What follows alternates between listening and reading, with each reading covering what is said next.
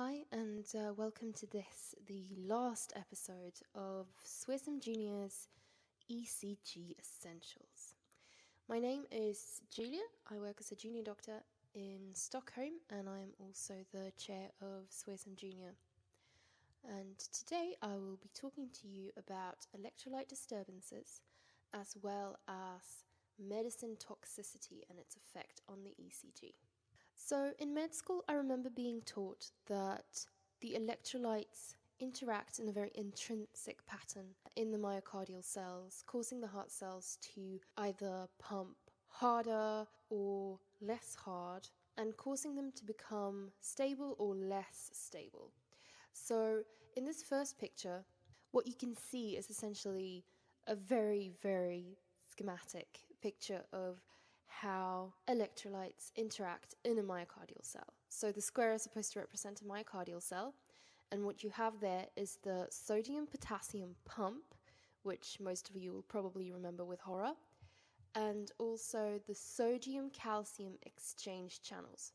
So the image is partly to remind us that potassium, calcium, and sodium all play an important role in the myocyte's action potential.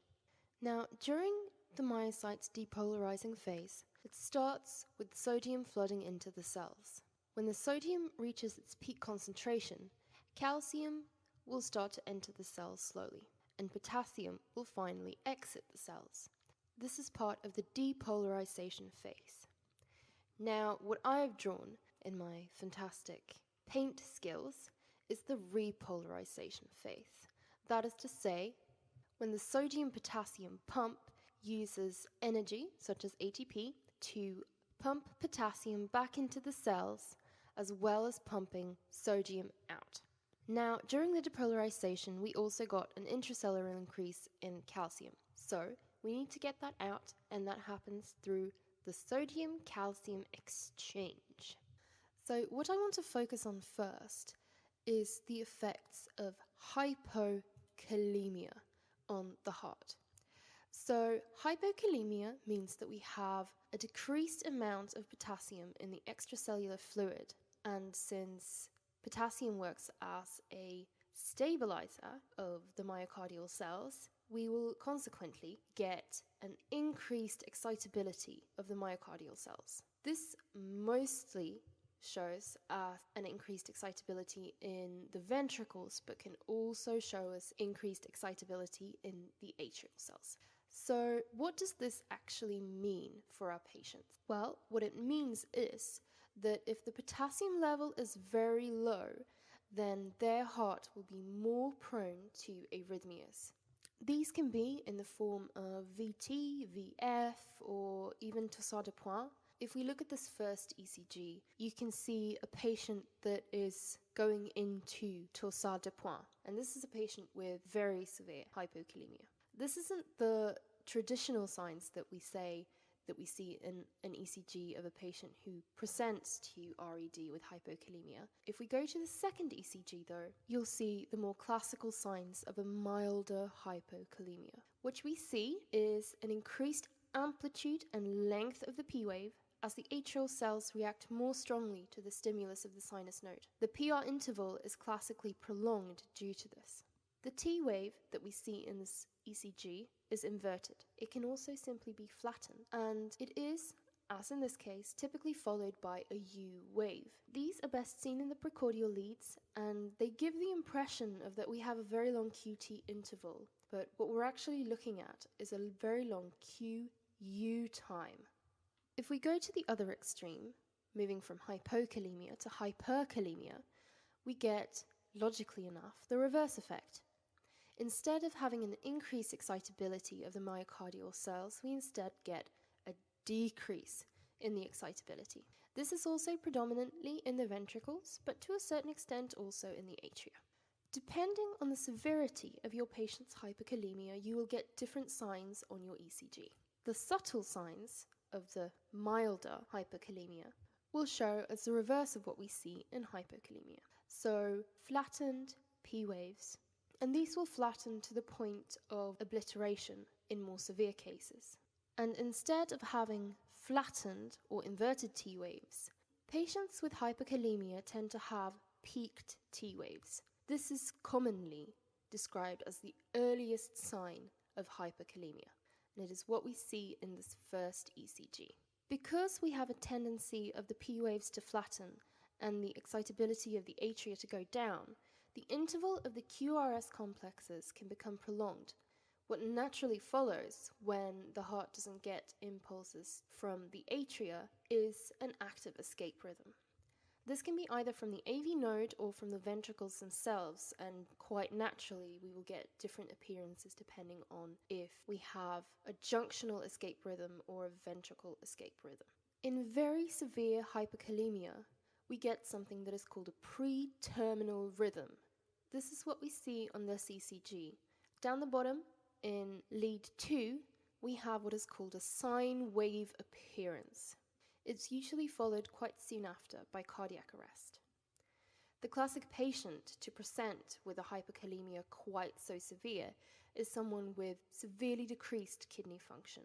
So someone with a severe kidney failure who regularly goes to hemodialysis but might have skipped a session. So I had a patient who presented with a potassium of 9 at triage. His first ECG started with peak T waves, and he was quickly rolled into the resus room. Now, his ECG progressed quite quickly into a sine wave appearance, and when calling my consultant, who is potentially the calmest person ever, she slammed the phone down, and I don't think I have ever seen her run quite so fast.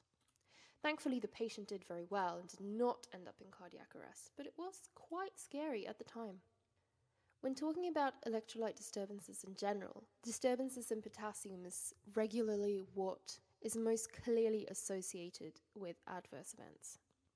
We're going to move on to talk about hypocalcemia, which, even though it can cause some disturbances on an ECG, rarely has adverse effects on our patients. A low serum calcium will traditionally cause an increase in QT time, primarily by prolonging the ST segment. Now, when talking about a long QT time, we all know to worry about torsade de pointes, and these patients can go into torsade de pointes, but it is not very common. And when looking at this ECG that we have in front of us, we do in fact have a prolonged QTC. It's about 500. But you can see the PQ time is normal, and the QRSs also look normal. So this is a classic ECG for hypocalcemia with a prolonged ST segment.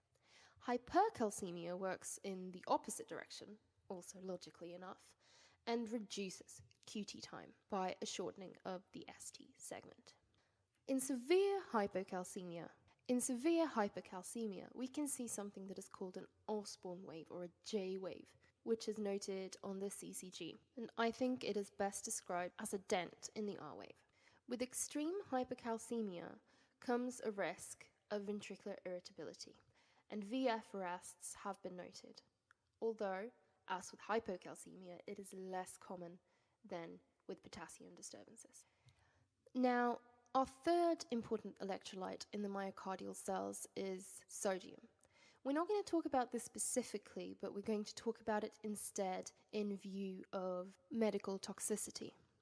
So there are tons of medicines that have adverse effects on the heart cells, but I have picked the ones that are most common and probably also most known for having such effects.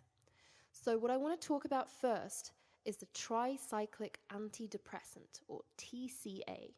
This is a medication that acts upon the sodium channels and blocks them.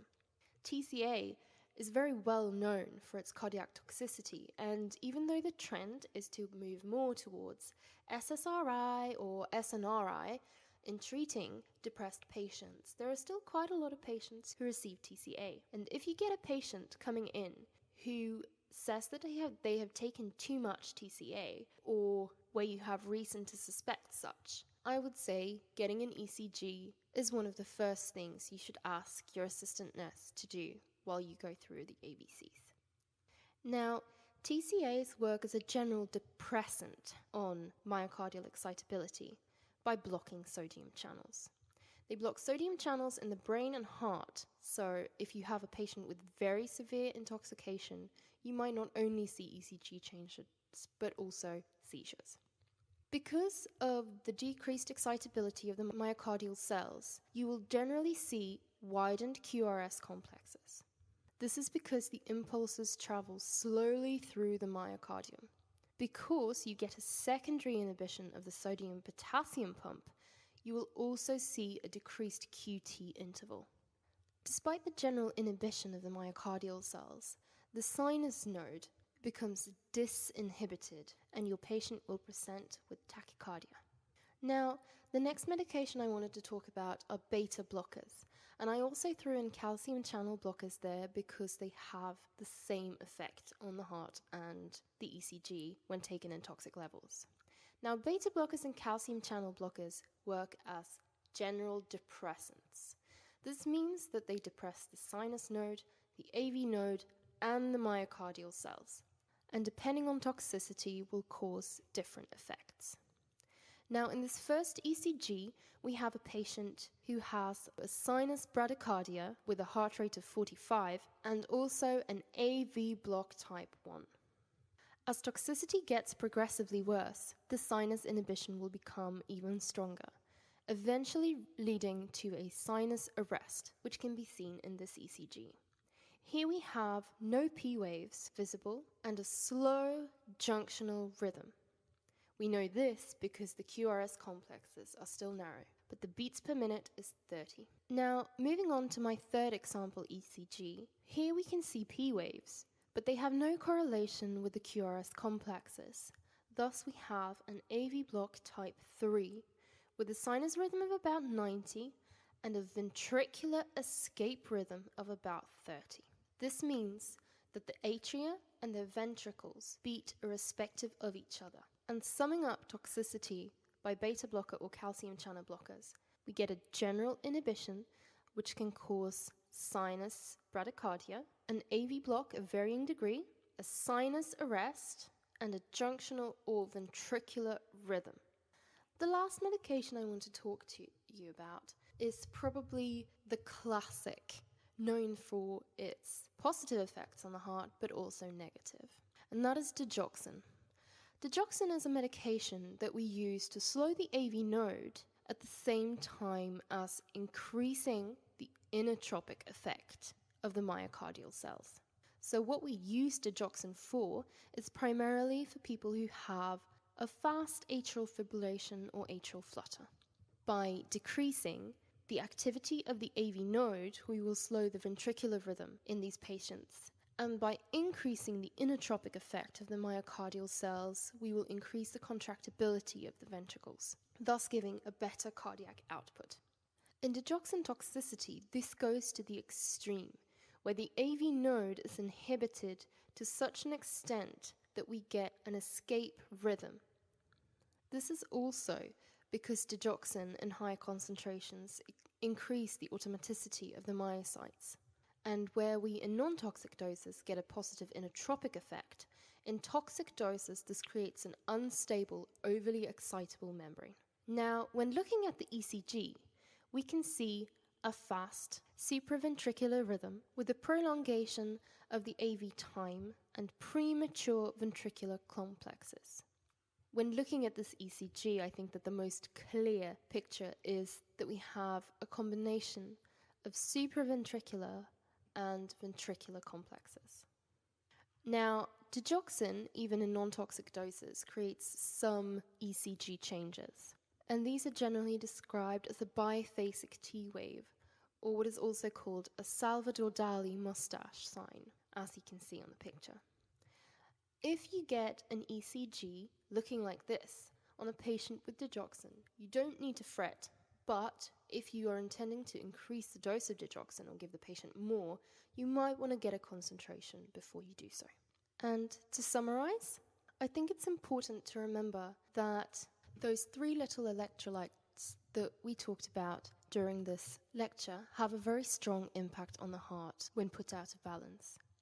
Not only because of the number on your lab test, but also because of how different medications affect these electrolytes and through those cause their adverse effects upon the heart. If you want to read up on this lecture, please do check out the lecture notes where you'll find all the information about what I've talked about here, and as a bonus, also a short introduction to pacemaker rhythms and what special considerations you must have when looking at an ECG of a patient who has a pacemaker. Thank you very much for listening, and I look forward to seeing you all in Copenhagen in July.